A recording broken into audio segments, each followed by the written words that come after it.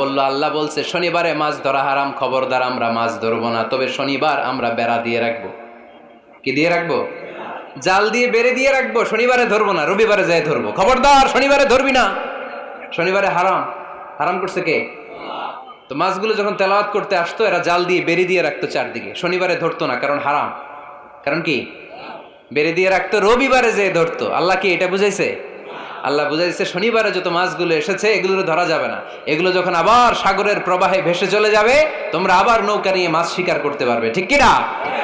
ওরা কৌশল করে রবিবারে শনিবারে আটকে রাখতো, এরকম বেরি দিয়ে জাল দিয়ে রবিবারে যেয়ে ধরতো। আল্লাহ বললেন আও নালা আলাহুম কামা লাআন্না আসহাবাস সাব কুনু কিরাদাতান খাসিইন, আমার সাথে কৌশল করেছিস, তোদের উপর আমার লানাত, তোরা অভিশপ্ত বানর হয়ে যা।